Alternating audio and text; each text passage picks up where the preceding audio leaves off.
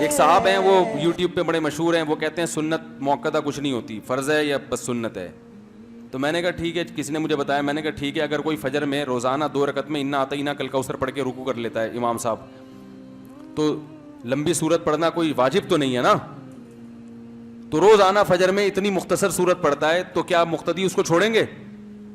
بولو نا. لوگ بولیں گے بھائی فجر میں کو طول دینا کیا ہے, سنت ہے.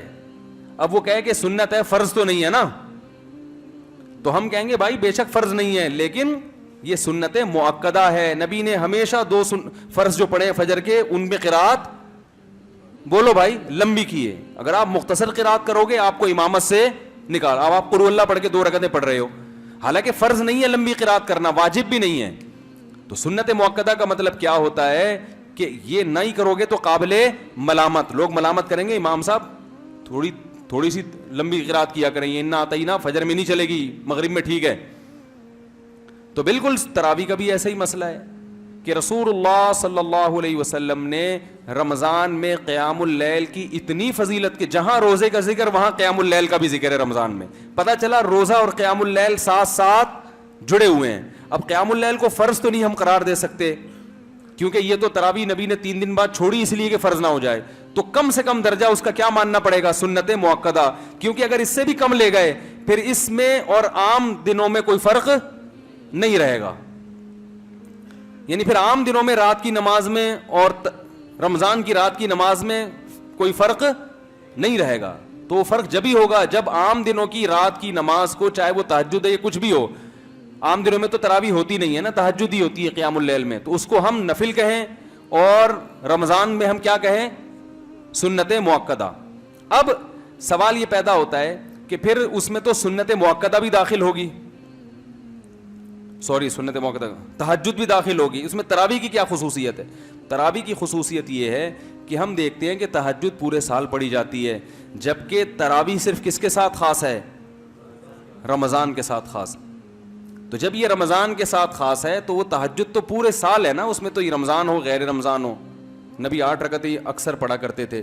تراویح ایک الگ سے نماز ہے جو باقاعدہ جماعت کے ساتھ ہے, اس میں لوگوں کا ہجوم ہوتا ہے, جبکہ امت کا تقریباً اس پر اجماع ہے کہ نفل نماز میں لوگوں کو اکٹھا کر کے جماعت سے نماز پڑھانے کی اجازت نہیں ہے. آپ دیکھو جیسے ہی عید کا چاند نظر آئے, اب تہجد آپ جماعت سے نہیں پڑھ سکتے. اگر یہ عام تہجد کی طرح ہے تو آپ جماعت سے نہیں پڑھ سکتے, بلکہ 10 رکعتوں کے بعد پتہ چلا نا چاند ہو گیا, ختم, وہی نماز چھوڑ دی جاتی ہے. یہ بتانے کے لیے کہ یہ کس کی خاصیت ہے, یہ نماز یہ رمضان کی خاصیت ہے. اس لیے علماء کہتے ہیں چونکہ یہ رمضان کی خاصیت ہے تو حدیث میں جو آتا ہے قیام اللیل, اس میں یقیناً وتر بھی داخل ہے, تہجد بھی داخل ہے, تراویح بھی داخل ہے, لیکن اس قیام اللیل کا اولین مصداق تراویح ہے. سمجھ رہے ہو, اس کا اولین مصداق کیا ہے, تراویح. کیونکہ نبی صلی اللہ علیہ وسلم نے 3 دن تراویح باقاعدہ جماعت کے ساتھ, اور پھر حضرت عمر رضی اللہ تعالیٰ عنہ نے باقاعدہ اس کو جماعت کے ساتھ رائج کیا اس کو, اور پھر پوری دنیا میں جو اس وقت صحابہ کرام تھے, علماء تھے, سب نے حضرت عمر کے اس عمل کو لیا, کسی نے بھی حضرت عمر پہ اعتراض نہیں کیا. تو اس کی علامت ہے کہ یقیناً ان کے پاس محمد صلی اللہ علیہ وسلم سے کوئی دلیل ہوگی, جو دلیل ہم تک نہیں پہنچی لیکن صحابہ تک پہنچی تھی. ایسا ہو سکتا ہے کہ ایک دلیل ہم تک نہیں پہنچی, حضرت عمر تک پہنچ گئی. تبھی تو کہتے ہیں نا, حضرت امام ابو حنیفہ سے کسی نے پوچھا کہ آپ کے پاس تراویح کے سنت ہونے کی کیا دلیل ہے, تو انہوں نے وہ بخاری والی حدیث پیش نہیں کی کہ نبی صلی اللہ علیہ وسلم رمضان میں اور غیر رمضان میں 8 رکعتیں پڑھتے تھے, یہ نہیں پیش کی. اگر یہ تراویح کی دلیل ہوتی نا تو امام حنیفہ اس مشہور حدیث کا حوالہ دیتے کہ حضرت عائشہ سے یہ مروی ہے, بلکہ انہوں نے کیا دلیل دی, ما رأیت عمر مبتدعا, میں عمر بن خطاب کو بدعتی نہیں سمجھتا. کیا مطلب, عمر بن خطاب کے پاس یقیناً کوئی دلیل ہوگی. اگر وہ 8 رکعتیں جو رمضان غیر رمضان میں وہ تراویح کی دلیل ہوتی تو امام مالک اس حدیث کو اپنی کتاب میں ذکر کرتے ہیں, لیکن 8 رکعتوں کا قول نہیں کرتے. اس سے پتہ چلا کہ امام مالک بھی اس حدیث سے تراویح مراد نہیں لے رہے. اور جو موطا کی حدیث ہے جس میں آتا ہے کہ حضرت عمر نے 8 رکعتیں شروع کروائی ہیں, وہ بھی حدیث ضعیف ہے. اس کی بھی بڑی دلیل کیا ہے کہ اس حدیث کو موطا امام مالک کے جو مؤلف ہیں امام مالک وہ نہیں مان رہے, کیونکہ اگر امام مالک رحمۃ اللہ علیہ موطا کی اس حدیث کو درست مانتے جو ان کی اپنی کتاب میں ہے تو امام مالک بھی 8 رکعتوں کے قائل ہوتے, جبکہ امام مالک 36 رکعتوں کے قائل ہیں. تو بھائی نہ حضرت عمر کی 8 رکعت والی روایت کو امام مالک مان رہے ہیں, نہ حضرت عائشہ کی تہجد والی 8 رکعت کو امام مالک مان رہے ہیں, نہ امام شافعی اس سے استدلال کر رہے ہیں, نہ امام احمد بن حنبل استدلال کر رہے ہیں, اور نہ امام حنیفہ استدلال کر رہے ہیں. اور استدلال کر رہا ہے کوئی اس زمانے کا کوئی انجینئر استدلال کر رہا ہے, تو یا تو وہ چاروں کی فہم غلط ہے, اور آج کے دور کے پلمبر اور انجینئروں کو اللہ نے بے پناہ علم و فراست عطا فرمائی ہے, یا پھر یہ غلط ہے اور وہ کیا ہے, وہ صحیح ہے. تو ایک شاعر ہے نا, شعر ہے نا, بتاؤ تم کس کا ساتھ دو گے, وہ سنی ایک نظم, ادھر ہے نفرت ادھر, وہ ایک نظم تھی, ادھر خدا ہے اور ادھر ہے نفرت وغیرہ وغیرہ ایسا کر کے. تو ایک ایسا طرز عمل جس سے تمام مجتہدین پر سے اعتماد ختم ہو رہا ہو وہ زیادہ بہتر ہے, یا قرآن و سنت کی ایسی تشریح کی جائے جس سے مجتہدین پر اور زیادہ اعتماد پیدا ہو رہا ہو.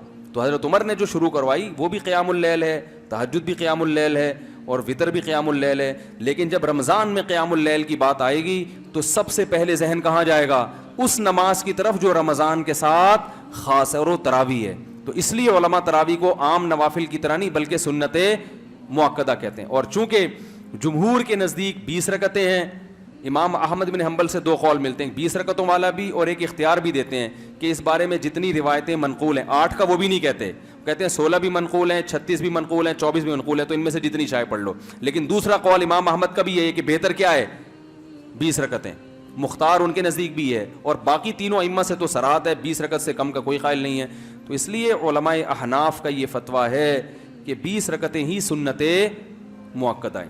ہاں کبھی کسی عذر سے چھوٹ جائے, تھکاوٹ ہے, سفر ہے, تو سنت مؤکدہ کا حکم یہ ہے کہ کبھی کبھار چھوڑنے میں کوئی حرج نہیں ہے, لیکن چھوڑنے کا بالکل معمول بنا لینا, تو ہم یہ نہیں کہہ رہے کہ گناہگار ہوگا, لیکن ایسا آدمی بہرحال قابل ملامت ہے, اس کو ملامت کی جائے گی کہ ایک چیز کی اتنی فضیلت اور نبی نے اتنا ابھارا, پھر خلفائے راشدین نے اس کو باقاعدہ زندہ کیا, آپ اس عبادت کو عام نوافل کی طرح چھوڑے چلے جا رہے ہو, تو یہ اچھا عمل نہیں ہے, آپ کو ایسا نہیں کرنا چاہیے.